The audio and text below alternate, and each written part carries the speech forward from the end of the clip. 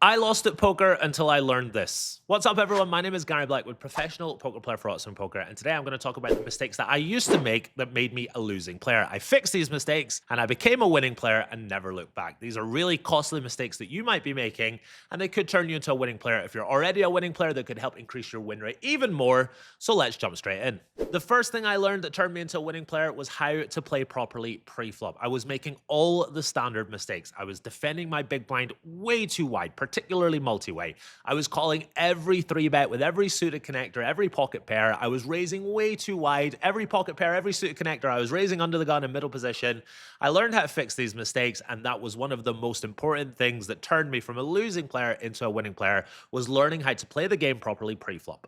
Now, if you make one loose pre-flop call, or if you defend your big blind incorrectly, a little too loosely one time, that's not earth-shattering amounts of money. That's a very small mistake. However, when you're doing that over and over again, when you're making that mistake over and over again, that absolutely adds up. And it is impossible to beat this game with a poor pre-flop strategy. So the most important thing that I learned was how to play the game properly pre-flop and to stop punting and leaking and losing money. And I've just never looked back since fixing that most important leak.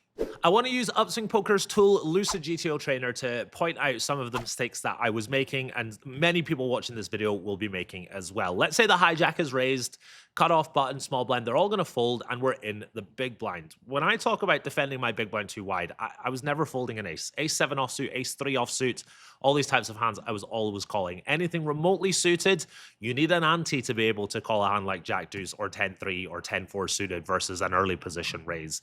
King-9 offsuit, all the offsuit King-X, anything remotely connected, Jack-8 offsuit, etc. Like I say, if you're calling once a little too wide, that's not earth-shattering. However, if you're always defending your big blind way too wide, that's just costing so much money, and it's just impossible to beat the game by making that mistake over and over again. Let's take a little look at the types of hands that want to call a 3-bet out of position. This is a very specific example, but say we're raising the hijack, the cutoff is going to re-raise, and we're thinking about the type of hands that want to continue versus that re-raise. In the hijack, if we're calling every pocket pair, if we're calling every suited connector, if we're calling every suited Broadway, everything that's remotely connected and suited, like King-9 suited, all of our suited ace-X, etc. If we were to make one of those calls, it would be a mistake. If we're constantly calling with hands that shouldn't be calling, it's just impossible to beat the game of poker.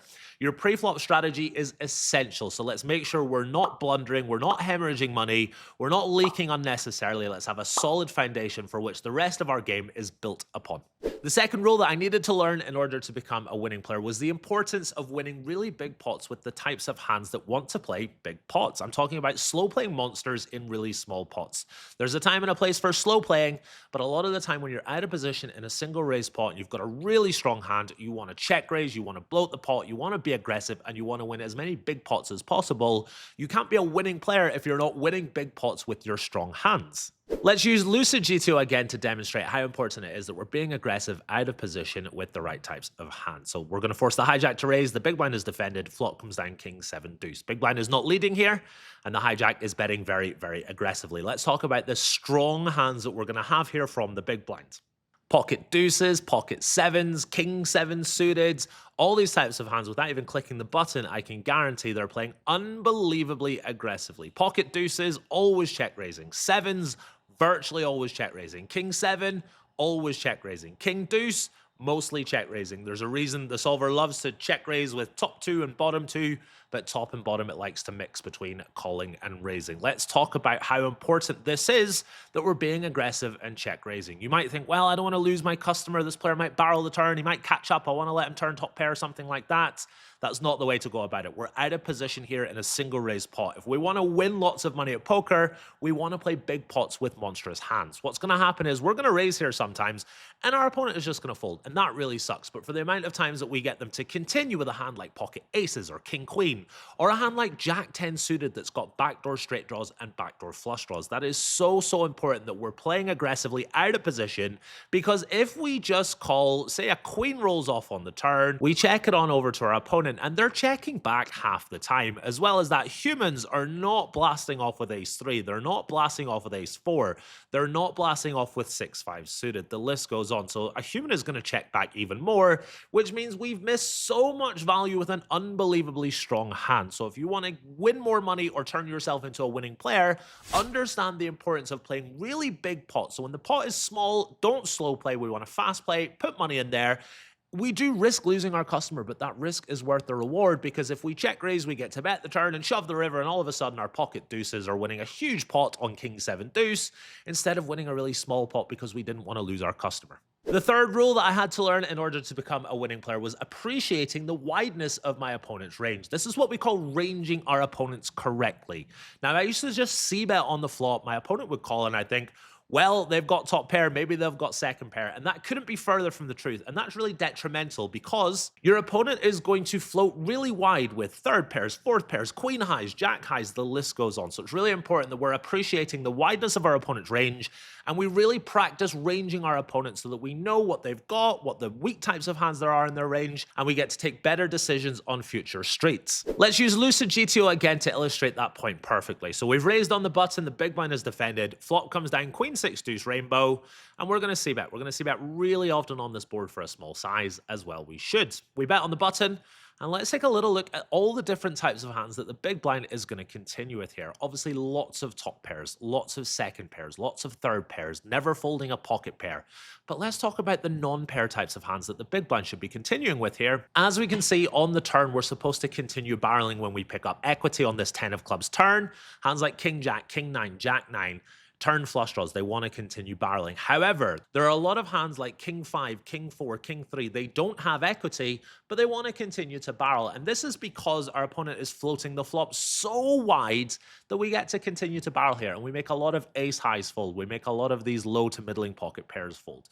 So it's really important that when we bet the flop, we don't just think, well, our opponent's strong here. Our opponent's got top pair. Our opponent's got second pair. Let's appreciate the wideness of our opponent's range, particularly in single raise pots, because it allows us to make better decisions on future streets, not just, when we want to continue barreling on the turn. Say we check back the turn and our opponent bets the river. We can't just think, well, he's definitely got top pair. He's, called the flop bet and now he's betting on the river. No, our opponent's got 7 high on the flop. That means they're going to have to bluff a lot on the river, and that allows us to adjust our own strategy accordingly if we are correctly ranging our opponents.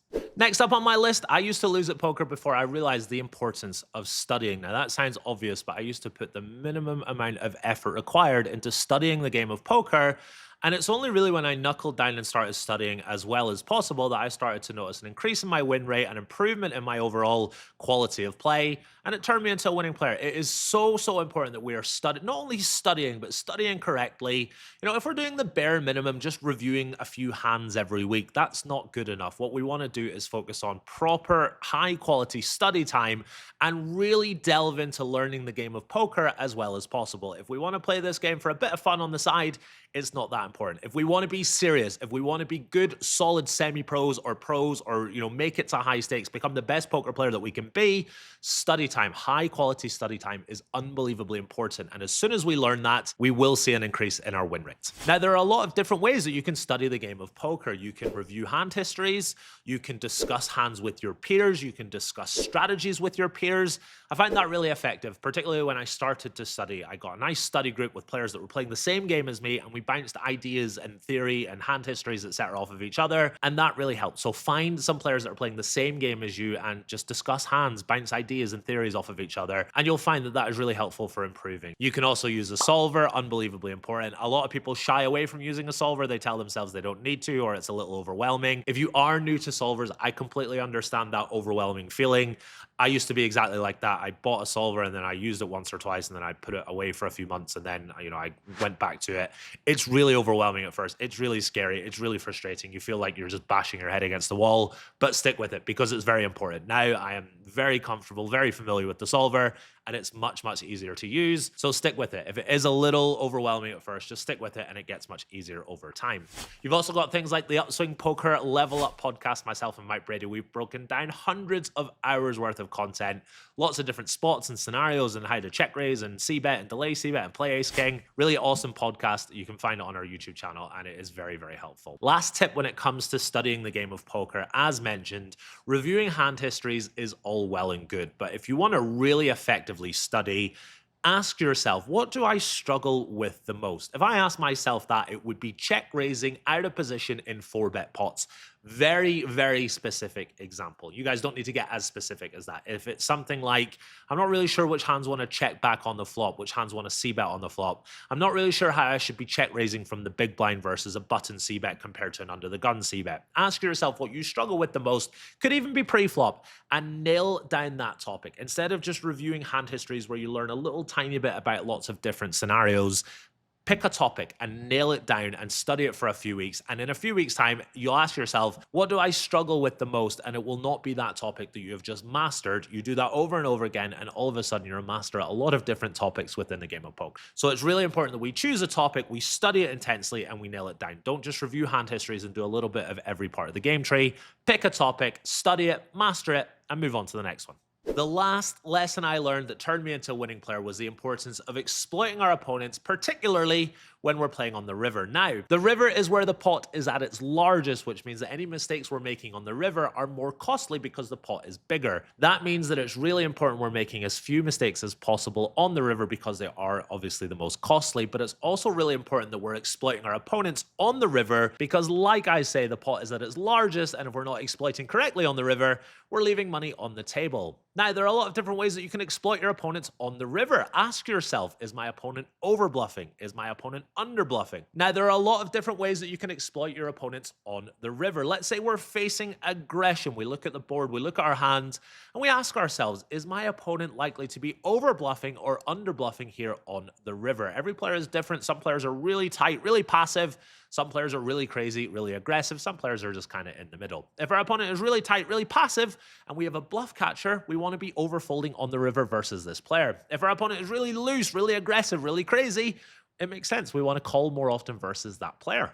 Let's say we're the player with the option of being aggressive on the river. There are a lot of different ways that we can exploit our opponent in that scenario. If we've got a player that loves to call, hates to fold, one when soft flop is really high, they're always going to showdown, we want to just not bluff that player really often at all. We want to almost never bluff that player. But on the flip side, we want to value bet relentlessly our second, third, fourth pairs, even some ace highs in the right types of scenarios. That player we want to under bluff and value bet relentlessly versus. If we've got a type of player that we know just does not like to hero call, they like to just knit it up, they want to overfold the river, they're scared of putting the money in, blast versus that player. We want to over bluff that player, we want to take them to the streets, and we want to bet versus that player because we know that they're not going to call down all that light, and we get to just push the boundaries and overbluff that player wherever possible until they start to stick up for themselves and call us down a little bit lighter. So those are just a few of many different ways that we can exploit our opponents on the river. And like I say, exploiting your opponents is really important in the game of poker,